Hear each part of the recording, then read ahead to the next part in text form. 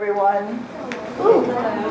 This blocks vision. Okay, so I'm not only going to introduce the speakers to you, which basically you've already seen some information on them, etc., but I'm also going to tell you what the format for what is going to happen today is going to follow. So I'll do that first. The first thing that is going to happen is after I introduce the speakers, Cornelia Butler-Flora will speak for about 35 minutes with her presentation.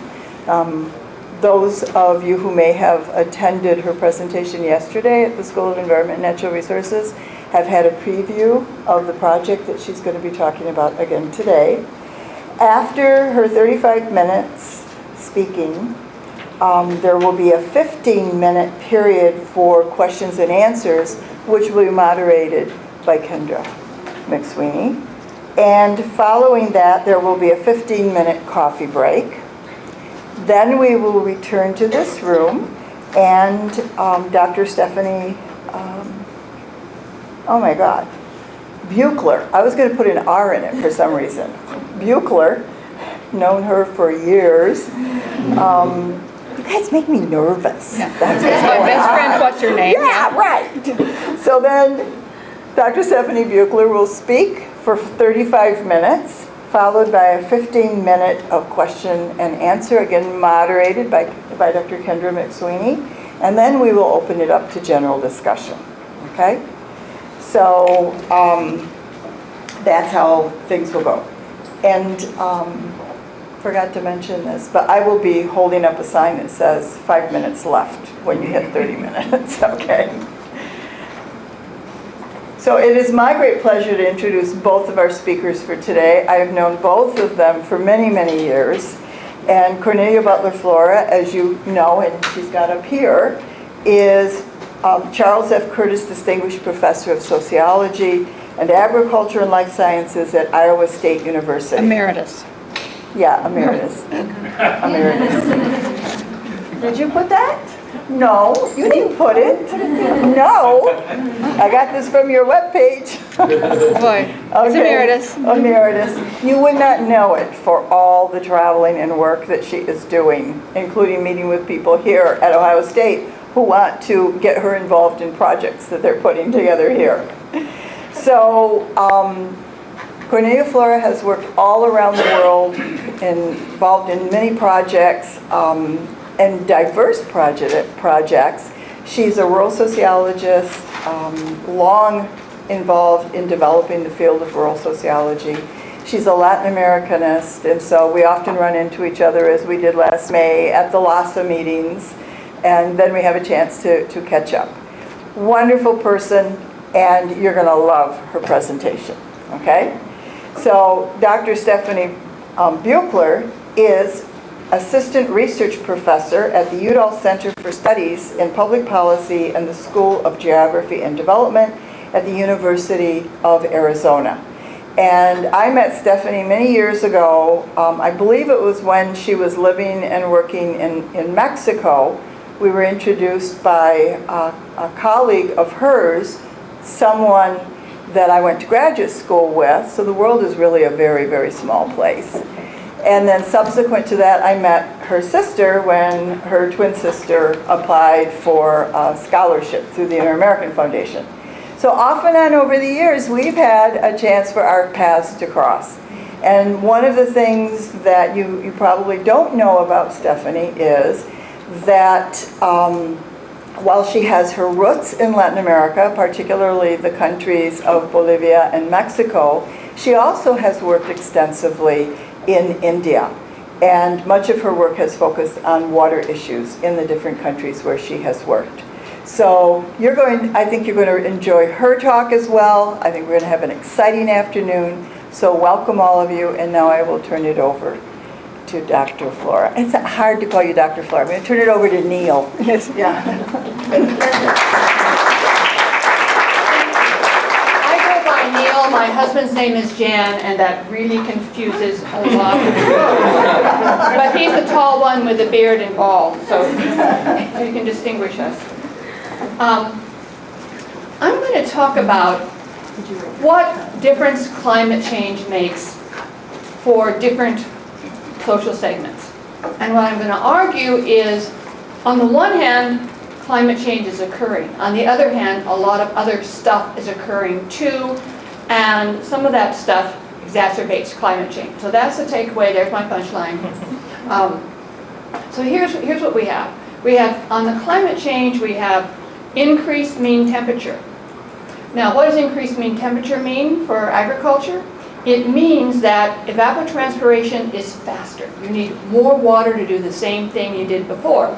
The amount of moisture we're finding, particularly in the Andes in Latin America, same amount of rainfall. What is different is the plants need more of it, and it's coming in different ways. Because of higher temperatures, we have a melting and lack of renovation in the glaciers. So what is happening, the moisture that used to fall as snow, as snow, and then formed the glaciers as ice, is now falling as rain. So the glaciers do not renew, and we have a real problem of water availability. I've worked in a place in Cotacachi in Ecuador for about 25 years. We've totally seen the glacier disappear there. I mean, that these are things we can see. And what it does to the water regime when you have over-allocated water means that a lot of people who used to get water don't get it anymore, and huge social conflict emerges. There's an increased survival of bacteria and pests. This is a particularly pretty pest of potatoes that we see here. You see this flooding in Argentina. This is Paraguay. This is a flooded area from El Alto to La Paz in Bolivia. And we see a lot of plant diseases as well. So we're having these total changes in the ecosystem that have huge impacts on how people live, particularly people who live from agriculture or drink water. We also see this huge increase in extreme events. So it doesn't rain when it used to. There's huge deluges, and then there's no rain and there's drought. We experienced that this year in Iowa, as a matter of fact. Spring floods, summer drought. You have freezes, particularly freezes at key times in the reproductive cycle for both plants and animals. Hail can wipe out a grain crop really easily. But on the other hand, we have a lot of other events that are also making a difference. We have globalization. I'm going to particularly talk about financialization in a minute. We have earthquakes, because one of the sites we're studying is the Dominican Republic. Earthquake didn't happen there, but refugees came from Haiti. This had huge impacts on the DR. You will be pleased to note that the Dominican Republic had passed a law that said we will not grant citizenship to people, particularly from Haiti, born in our country. There was huge international protest, and today they have said, no, we will grant them citizenship. And that is huge. I'm very proud of the Dominican Republic for doing that. So we've seen changes in that. So this globalization has sort of upset the polity. Changes in land use, changes in distribution of wealth and income. In Latin America, we have fewer people who are living in abject poverty, but we have greatly increased inequality. And I'm going to explain that a little later. And we have changes in political regimes that mean huge changes in policy. So the impacts of climate change involve spatial variability in the presentation of droughts, floods, and sandstorms. Concerns vary according to the location. So how concerned you are generally has to do with two things. One, how much are you currently being affected? And what do you do that depends on some sort of regularity in the climate, but also where you are in that system. Are you a male or female? Are you a tenant farmer, or do you own the land? Are you a comunero, or are you a latifundista? All of this makes a difference. And so all of these things now mean different roles. And there's increased food insecurity, and there's enormous loss of assets, particularly when animals die, when crops stop functioning.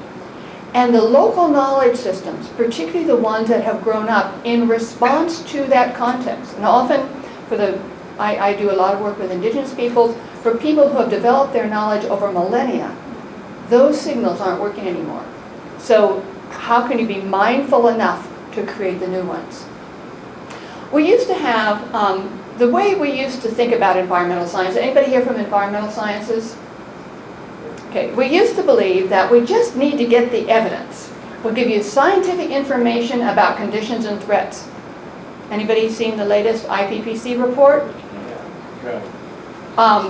And we think magically that will enter a black box and improved conditions will come out, because people will automatically understand that if this is going to happen, if we keep doing what we're doing, we should change it. But lo and behold, that doesn't happen, does it? The improved conditions don't result from, the information does not lead to improved conditions. So we're very interested in that black box of what do we do, because it's not necessarily that I find a fact-finding, I think a fact-finding committee is necessarily a bad idea. I'm really not just that interested in facts. And facts do not determine behavior or, what is cut off here, policy. My representative in Congress, some of you may have heard of him, is named Steve King. And he is a man particularly untroubled by facts. One of the things that we see emerging in Latin America is a new developmentalism. And this has been particularly analyzed in Brazil. And what it means is the old developmentalism was when you had a lot of state enterprises and you had import substitution and you were really sort of working to build up tariff boundaries and having building state-run industries. And we saw this basically in the 30s and 40s. Then we had a period of neoliberalism, which was just let the market decide, and the new developmentalism basically says we want public-private partnerships. This turned out to work pretty well in Brazil, where those public-private partnerships were involved in industrialization. There are other places, and the literature on this is coming out of places like Colombia, Ecuador, and Peru, where they say, oh, wait a minute, there's a way this is working that perhaps is not so wonderful. Because what is happening now, again, in Brazil, these were around industrial projects, IT projects, technology stuff that seemed to work well. But now what's happening is around natural resources. And you find governments signing treaties with a whole variety of transnational mining companies, petroleum companies, agricultural exporters. And that means that the government often cedes the territory, and the government that's territory, to the mining or agricultural to a private corporation. Now the government gets something out of this. Remember I said poverty was reduced. What the government gets out of it is money. The mining company pays part of its profits, part of its fees to that government. And the governments in Latin America have been very good at distributing that as subsidies to particularly poor people. Now, what they haven't done is invest in ways for them to make a living. And we're going to see that's particularly important when you take away people's agricultural land and their water for mining. Somehow, you know, there's kind of like Americans. People prefer to make a living by what they produce rather than what they get from the government. So they're happy for those payments, mind you. They're very happy about them. They feel they deserve them. But still, it has not created an opportunity for indigenous economic growth. So those payments are distributed to low-income people. But, and this is where climate change is confounded by this new developmentalism, there are a series of land grabs involved, displaces people from their ecosystems and their cultural connections with the land. And in terms of adaptation to climate change, this is huge. And so now, think about what should be the different time frames of public versus private sector. If you are a publicly held, that is to say you offer stocks that are bought and sold on any stock exchange around the world, you are judged on the worth of your stock and your quarterly profits. Quarterly profits. This discourages any long-term perspective, right? So we're looking at short-term profits, so the faster the better. If you're a government, well, if you're our government, you're waiting for the next congressional election so you can win, so you have a 2-year time perspective. But presumably, government should have a longer-term perspective, particularly on things that don't make a profit. Human health, ecosystem services. So there's a role for both, but the emphasis on short-term profits can skew the kinds of things that governments usually care about. So short-term approaches tend to mine carbon from soils in favor of short-term productivity increases, stress immediate market responses over long-term ecological responses, disadvantage smallholders and particularly disadvantage biodiversity, and particularly disadvantages women, because women generally have pluriactivity in terms of their livelihood strategies, and this really slows that down. And so you begin to clear land for industrial crops, soybeans, corn, palm oil, sugarcane. And we see this happening in very many countries in Latin America and the Caribbean. And so we exacerbate the ecological and social impacts of climate change, particularly for the poor. So I've mentioned this incredible impact of climate change. Now these pictures are all from Bolivia. This is looking down from El Alto. This is where a flood has come because it's down from these two ex-glaciers. These are two different glaciers. Both of them are disappearing. Water there is over-allocated. Huge social conflicts I mentioned is coming from there. The water has rushed down here from El Alto. So we began a study working with the World Bank on something called the Adaptation Coalition Framework. For anybody a political scientist? Okay, so I won't, if you're a political scientist, this comes from the Advocacy Coalition Framework, but if you're a government or internationally where you don't like the term advocacy, it sounds political.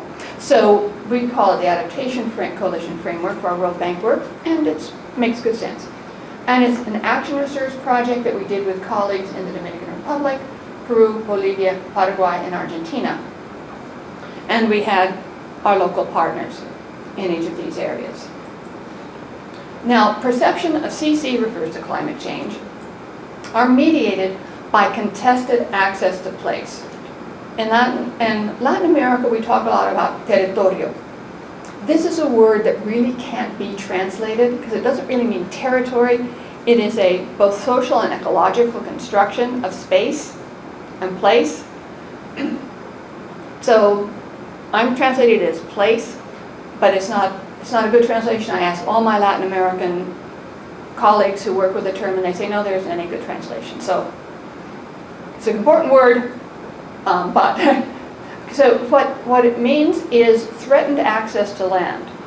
And what we're seeing, and I got a wonderful example of this today from Belize, that access to land is being threatened because people say you're causing climate change. In this example, the government of Mexico is saying to the Mayan population that use a moderate form of slash and burn agriculture, you can't do this, you're destroying the forest. Well, Ohio State researchers went in there and looked at photographs over time and saying, you know, that slash and burn agriculture is not destroying the forest.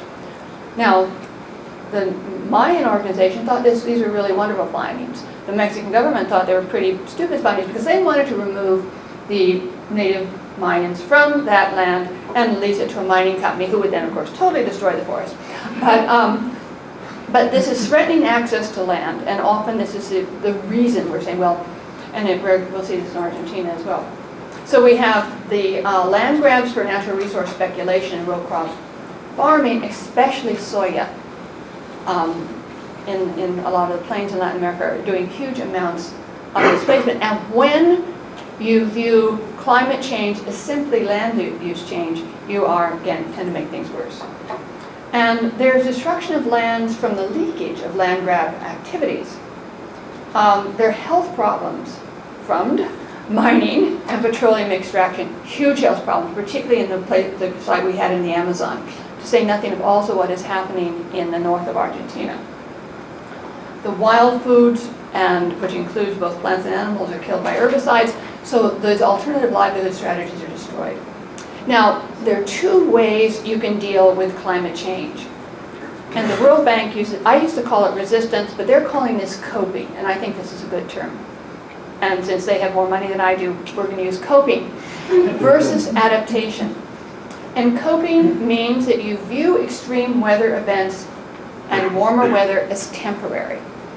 You know, we've had heat waves before, we've had droughts before. You've got to think about what the 30s did. So you've got people saying, no, this is just cyclical. It'll all get better, so we can do little things, but we're not going to make any changes. And we look to build capital and technology intensive solutions. We just put a much, as my farmers would say, if we just get the chemistry right, we'll solve this problem. More pests, more chemistry. These are actually wheat farmers. And so you keep doing what you're already doing, only more so, which is what we've done in Iowa with high corn prices. We'll just keep growing corn and soybeans, mostly corn, but we'll just put it on more marginal lands. We'll do away with our wetlands. We'll do away with our conservation reserve, and we'll just plant more corn.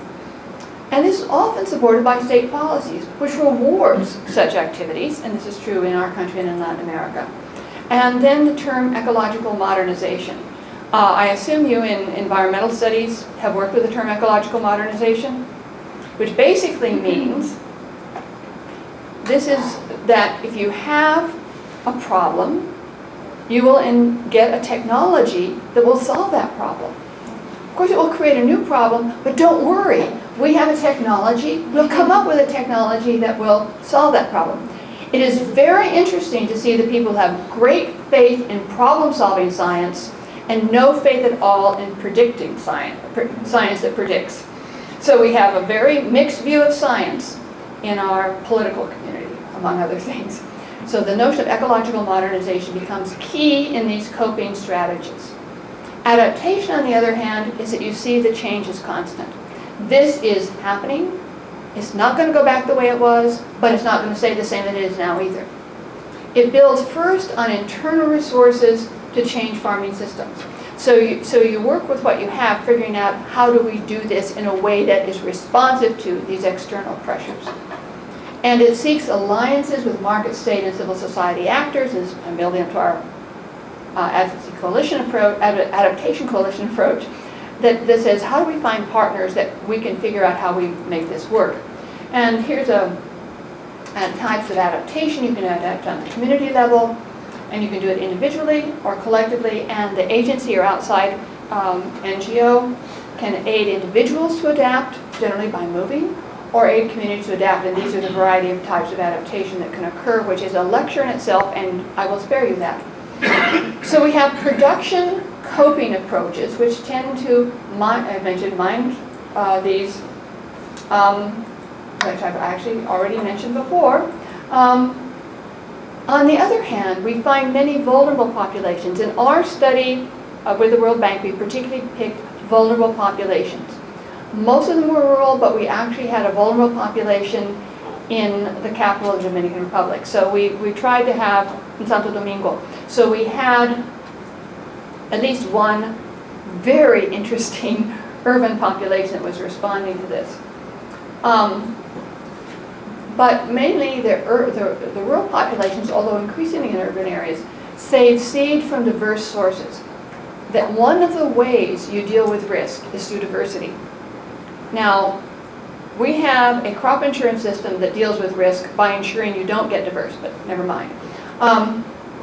You do it through pluriactivity. You do a lot of other activities. You diversify not only what you plant, but also what you do. And we're finding, particularly in one of the areas I will discuss in the 2 minutes left of me, in southern Argentina, the cyclical migration is one of the ways that this pluriactivity occurs. And you pay attention to the weather. You're mindful of what is happening. You pay a lot of attention to the weather, and then you plan according to this. So if it rains by X date, you plant Y. X plus 10, you plant W. You know, this very responsiveness, mindfulness, according to the weather. Now, we believe in this too. Monsanto has just bought out, I got this from the Financial Times of yesterday, one of our major data processing companies, because what they're going to do now is have access to farmers' data that can tell them exactly what to plant and when. And many farmers in Iowa are now doing this. The problem is when that system breaks down, as you notice new systems tend to do, one of the few windows they had to plant, one guy simply couldn't get into the field because nothing worked because his technology was down. So we're substituting commercial expertise. So we're basically, I would argue, de-skilling further farming. But this is highly skilled farming. It's like, oh, this work is so knowledge intensive. Well, we have very knowledge intensive systems, but the knowledge is held by a few corporations, whereas this is knowledge that is spread out. So you move to find work, you move to find water, you move to find pasture. So transhumance are very important. And you have complex and diverse agricultural systems. Again, this is sort of what you've done generationally, and now you're doing it in response to adaptation. Access a wide variety of wild foods, wild plants. This is true basically I don't think you have as many Southeast Asian migrants, particularly among migrants in Ohio, perhaps as we do in Iowa and Minnesota. They still gather a great lot of their food. They fish, they hunt, but they also gather a huge number of wild plants. And boy, getting morel mushrooms in Iowa, there's a lot of competition at this gathered food. But they closely observe the changes in the flora and the fauna and adapt their livelihood strategies to them. So at one point, in one place in Bolivia, it was the coming of a particular bird that meant you would plant. Now, they wait for a different bird because it's now changed. But it's being that mindful so that you're really aware of what's working when. So here are the two areas we worked with in Argentina, one in Salta, one in Rio Negro. The first one is Tartegal in Salta province. This is a very conflicted area, and it's one where there are both a series of indigenous populations. Many people did not know there were indigenous populations in Argentina. And it is also an area of great petroleum extraction and increasingly the planting of soybeans. And so there you got a close of it. It's in, and so what we have here is flooding and landslides. Here you see some of it, complicated by environmental and social disorganization, caused by changing in land use. So you have climate change and you have this enormous land use change. You have deforestation, petroleum and natural gas extraction, and conversion of land to soybeans. And women can no longer gather food because everything is soybeans and what isn't soybeans is sprayed with herbicides, so it's all dead anyway. And so there's huge displacement of indigenous households and crops. It's very, very sensitive, precarious land tenure for indigenous small farmers, high social inequality, high unemployment, a lot of informal work, high infant mortality, high school dropout rates and illiteracy, high poverty rates, huge social dislocation, which I've already mentioned. There are only temporary organizations and relatively weak indigenous groups. And minimal state presence, offering only welfare assistance, no adaptation assistance, and again, a comparatively large indigenous population. And this shows the land clearing that's going on. Perceived changes in Tartegal that they see is increase in precipitation. Again, what has actually happened is no change in amount, no particular change in amount of rainfall. It's kind of like this, but it's much more intense and concentrated in short time periods. So you have this incredible washing out and this increase in temperature, which means that the water that's there is less useful. And here's some sort of, there's resistance that says, ni una hectárea más, desmonte cero, Greenpeace. They're everywhere, right? But you see the logging, you see the flooding, you see the mechanized soybeans, another flooding, people trying to get organized where people actually live, and again the flooding and the contribution of this to the industrial agriculture. So the expansion of industrial agricultural lands results in floods and landslides, and the coping strategies are concentration of land, fewer and fewer landowners, more and more concentration for immediate exploitation. You know, if it's going to go, we want to get as much out of it as we can. Cutting forests for timber, increasing petroleum exploration, converting smallholder mixed agriculture to largeholder monocrop GMO soybeans. And if we have individual migration, and unfortunately, one of the livelihood strategies of diversification is crime and prostitution. So this is not a very happy situation, needless to say, and individual adaptation is not working very well. It's more like coping. The Línea Sur is in Sur Rio Negrina, in the Rio Negro province, and you can see this is the Línea Sur. And they have their vulnerabilities. With the drought increases livestock loss, and there are state agencies present, which is different than in the north, because when you have petroleum and large landowners, you're less likely to have state presence. There's cyclical migration to care for livestock, which encourages the continuation of herding, and they view climate change as cyclical, and they adapt through political capital. So if all the sheep die this year, we'll go to the government and get more sheep. But there is land abandonment because it is very, very difficult with these dry conditions. And so you have increasing occupation by large international landowners, then because the family is left for a while, the large landowners have come in, taken, which has been indigenous land, and then the owners come back, and so there's huge conflict when they try to reclaim their land, and so there's some conflict mediation there. And regular droughts, desertification, coexistence of large and small landowners. In fact, the large landowners at one point were very important because they provided a chance to earn money during sheep shearing time. Enclosures of pastures that have stopped the transhumance because of the droughts in the valley. You're in the valleys in the summer, in the winter, and in the mountains in the summer, trying to get most pastures. And seasonal continuous migration, rural town, rural. And incipient, there are some incipient indigenous organizations, there are land grabs, and there's also huge changing in gender roles. There's poverty there as well, but there's less social contract than there is in Tartagal. Perceived changes are severe droughts, not seen as unusual. High livestock mortality is seen as unusual. And the one thing is they simply don't have enough to eat or drink. But secondly, you have a lot more things like tick-borne diseases. That animal diseases are also more rampant because of higher temperatures. Rains less frequent and more violent, and more sandstorms on marginal land. I grew up on the desert, and I hated sandstorms. I mean, they're really nasty, ugly things, and they hurt. But the more they happen, the worse it gets. And you see some of the housing stock there. Here's some of the transhumants, taking them from the valley up into the mountains. Adaptive strategies there are a very variable role of the state. And the state is much more present in Línea Sur, is trying to protect, facilitate, and mediate, and strengthen through diverse relations with livestock organizations.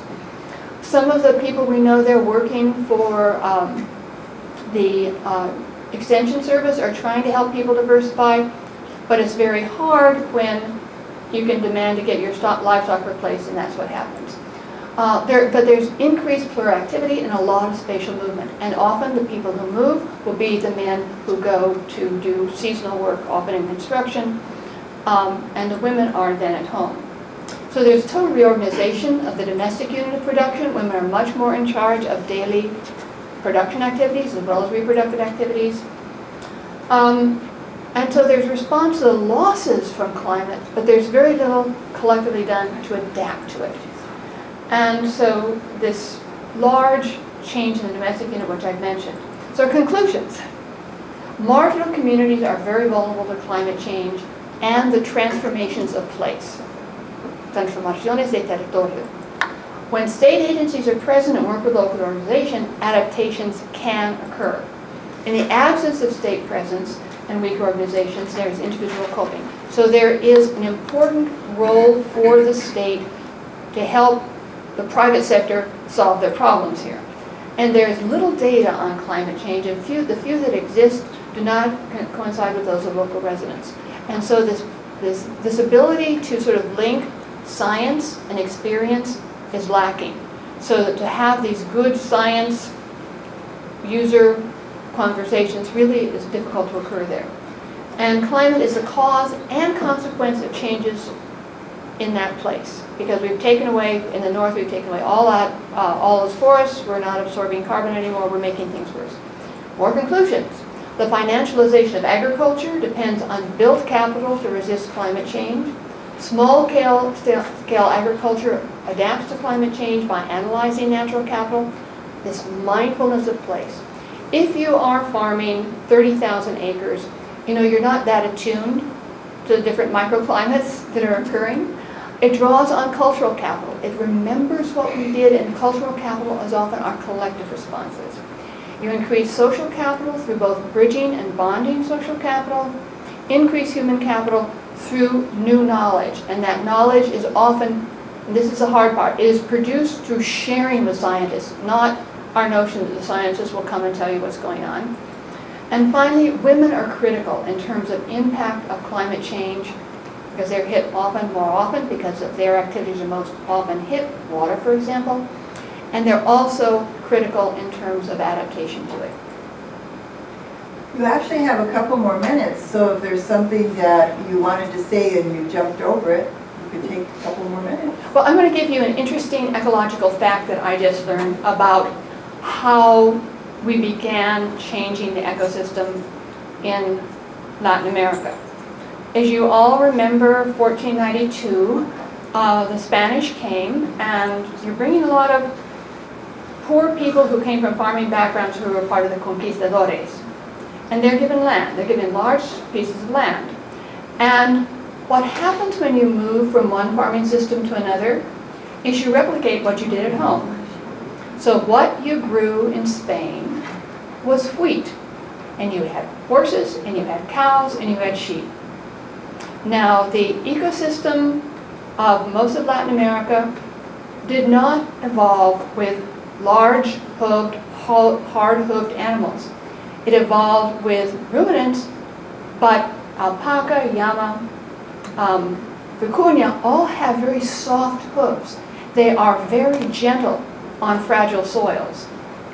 Cows are not, nor are horses. And even sheep, though they have little hooves, they also have very sharp hooves. So you're beginning transforming the soil. The other thing that happened when you have a potato-based culture, as we did throughout much of Latin America, you can feed people on about 1/4 of the land you need to feed them with wheat. So by changing to a wheat-based system, you increase the amount of land that must be broken for cultivation. So you have drastically changed the ecosystem at the time of the conquest. And then we came in with our ways of helping poor farmers by bringing in our improved crops and our improved animals. You know what we've been breeding for in the United States for a good 50 years? And the Green Revolution personifies this, input responsiveness. We want breeds of animals that respond to high-protein diets, and by the way, if they're in confinement, a lot of antibiotics. And we want our crops to respond to high levels of water and high levels of nutrients. And of course, if you have large monocultures, you're going to have a lot of pests, so they have to respond to a lot of pesticides as well. So we introduce something that is, in a whole variety of ways, very foreign. Not just foreign as external, but very maladapted to the context in which it went. So couple this with climate change. Couple this when you want people who are aware of their environment, who can look internally for answers, and we have a serious problem. So, questions? Thank you.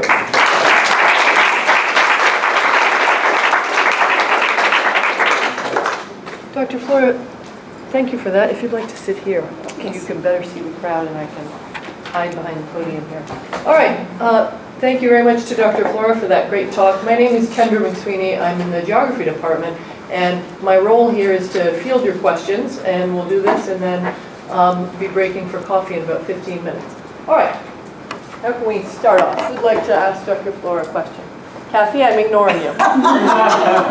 You're not allowed. Old friends cannot ask the first question. It's strategic. No. Grad students.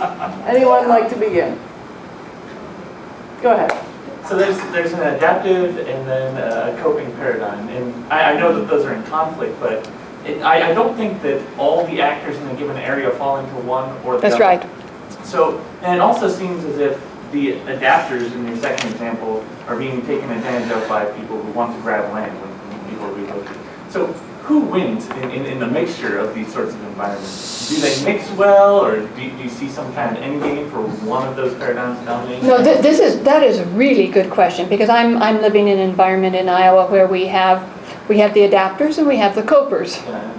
And here's where policy makes a big difference. And my problem with the new developmentalism is that policy tends to reward the copers because, and these are governments on the right and the left that are using this new developmentalism as a policy because it gives you resources to give to poor people right away. And so what people are told in Ecuador, where they're doing really huge movements into mining and petroleum extraction in indigenous areas, is that, well, what do you want? Do you want income, or do you want your ecosystem? And those don't need to be the choices.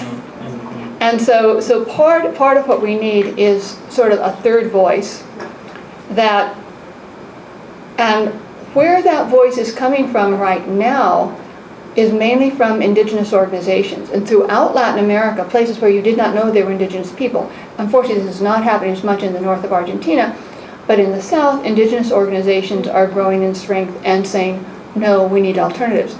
But who's going to win? I mean, this is very difficult when you've got, when the goal of the state is not to destroy the ecosystem, but they can meet their short-term goals of providing income to desperately poor people by coping.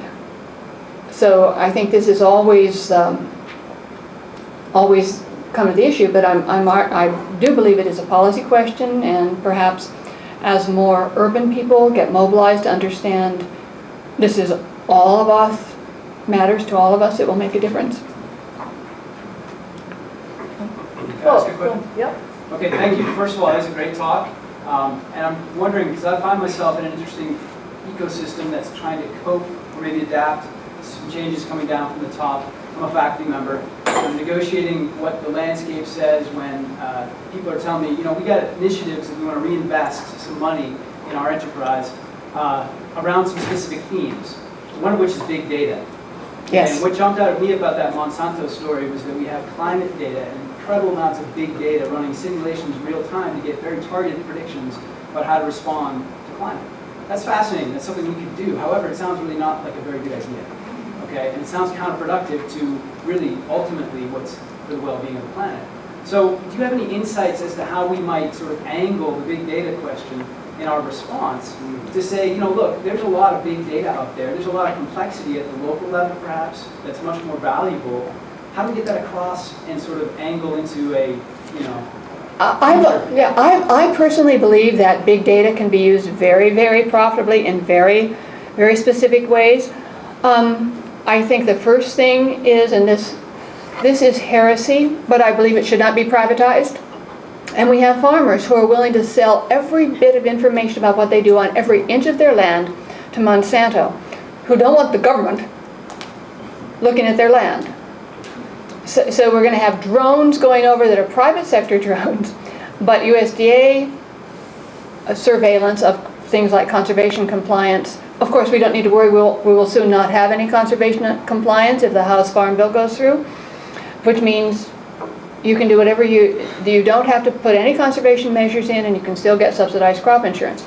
But I believe that we can, if we use the big data appropriately, we can come up and we have access to it.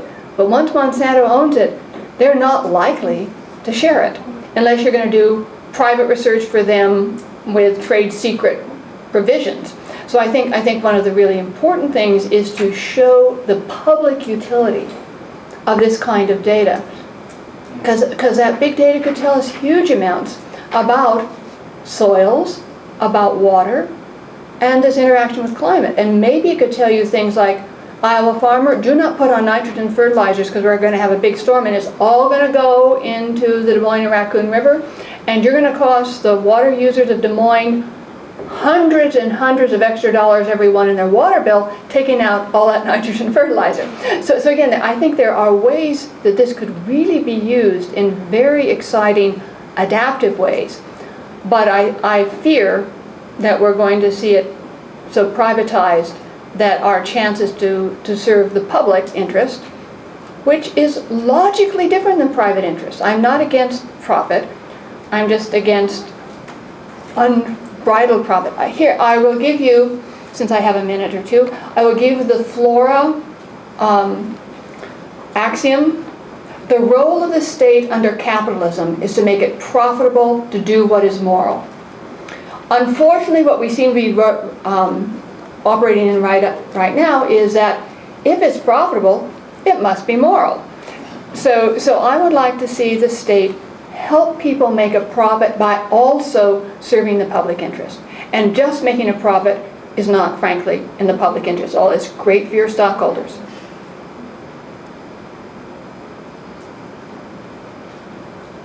Follow-up question? Yeah.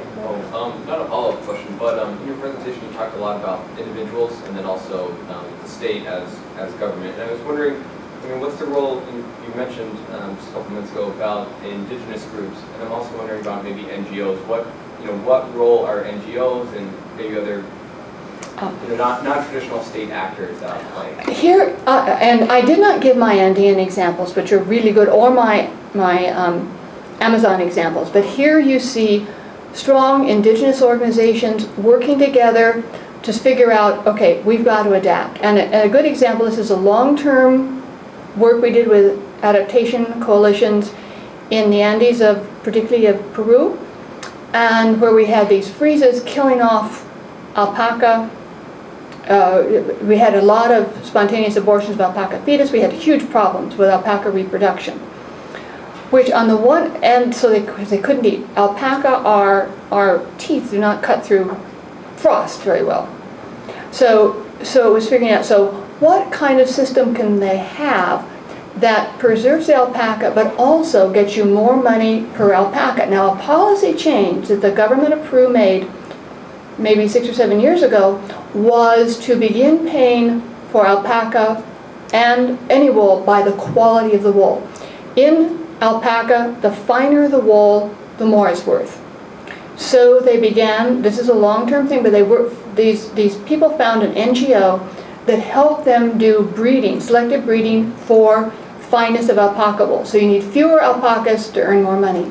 Secondly, they began working on a variety of cut and carry systems so they could begin making sure that the alpaca had alternatives. They worked with another NGO and with the Ministry of Agriculture's experiment station in the area to begin doing that.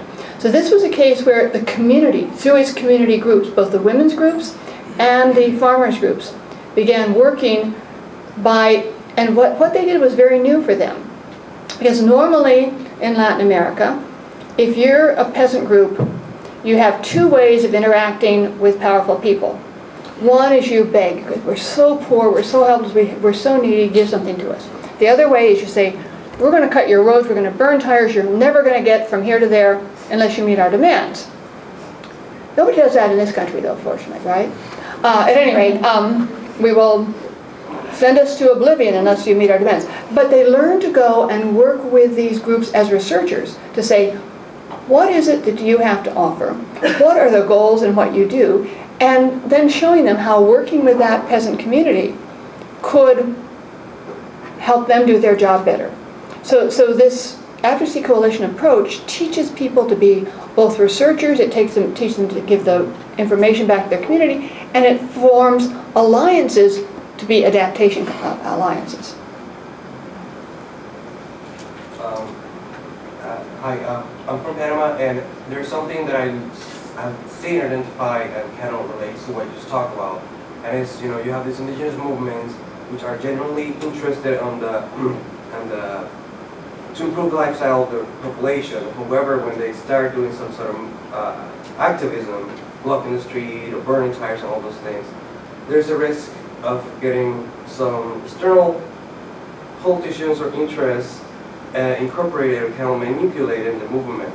And that's something that has actually wrest credibility for this movement and eventually to weaken them.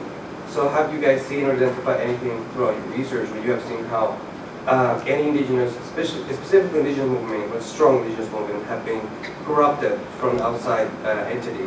Well, I think a good place to look at this has been historically Mexico, where, I mean, what you have to work with is to not be, you're very political in terms of policy, you're not partisan. This is really hard, but this is where outside groups can be helpful. You're not going to form an alliance with any political party, because that political party will control you. And again, Mexico has done this brilliantly with almost any movement. It have worked it into the PRI, which then obviously decreases the power to do something, which is why I'm arguing before you get to the burning tires stage, you need to form your alliances with a variety of different groups, market, state, and civil society, in order to not have that co-optation. And what you see happening, and I see this in both Bolivia and Ecuador, the indigenous groups have broken from the governments because they feel that we can't work with you anymore because you're giving our land away. They're not giving it away, they're selling it. But nonetheless, there's a feeling that we came into your political party, but now we're seeing that was a big mistake because you were not defending our interests. So that initial co-optation is now being reclaimed. So that's also pretty interesting. But you're absolutely right. Once you let a political party get a hold of any movement, you're in trouble.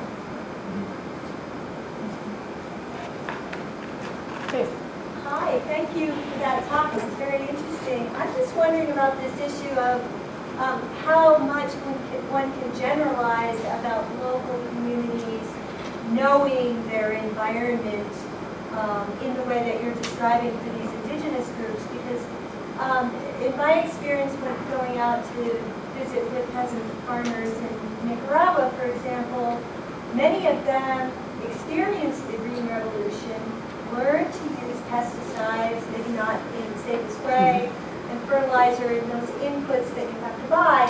And so it seems to me in those situations, it's not a matter of recovering your local knowledge, but actually learning a new system. I think you're absolutely right. And we're going to see that a lot in many of the settler societies, where you came in, and again, I worked in Nicaragua long ago, and cotton was huge, and you sprayed cotton. There was no such thing as even integrated pest management. You just sprayed the cotton every few weeks on schedule. People flew over, whatever happened to all the other people, no matter. So I think this perhaps is the most difficult, are the smallholders who are out there with their hand sprays, not wearing any masks. I mean, we have these huge issues. What I think will make a difference, here's where I think women's groups are going to be important. I think that we can enter there through health issues, perhaps more easily than climate change issues. Because I think this is where women can get organized and women can matter. I saw this in Jujuy in northern Argentina, where use of Green Revolution technology, just way overuse, really totally messed up the land and the people, and so now they're putting restorative kinds of farming systems, and women are highly engaged in that. But boy, Nicaragua is going to be really hard, but again, sort of what is a mobilizer beyond productivity, short-term productivity? And where within that community are you going to find that? All right, Kathy, go for it. Okay, very simple question. I know because I've heard a couple of other presentations by you about this project, that you have talked in the past about household decision-making for either coping or adapting to change, and that there are important differences that may vary, greatly by country. But if you could just give an example, for example, from Argentina or from Ecuador, someplace else where you work, of the differences in strategies that men and women engage in to either cope or to adapt. Okay, and I think and this is a gross generalization, but what I've seen in many cases, the male adaptive strategies are more heroic ones, or coping ones, and it's temporary migration. Circular migration is a huge thing. So then we've left the women in charge of all the productive work and the reproductive work on the land. And so the women's concerns in terms of coping are, what are ways we can use less inputs, because even that circular migration is not buying the inputs that were used under the Green Revolution model. What are ways we can reduce inputs? What are the ways we can be more diverse? What are ways we can more likely feed the family? So their adaptation is much more building first on internal resources. Whereas the men are saying, well, if I go to Quito or Guayaquil, I can get a construction job. If I go down to the Oyaluto, I can get a construction job. So you have these sort of differences. One is a coping, one is a adaptation. All right, hold your questions. We're going to break now for coffee, but let's bear in mind that our next speaker, Stephanie Buechler, who will be beginning in 15 minutes, will be talking on a different set of issues, but very related. So issues of gender, climate change, justice are things that we can pick up on. Do not forget your questions. There will be time for those after Stephanie's talk. See you in 15 minutes. Thank you very much.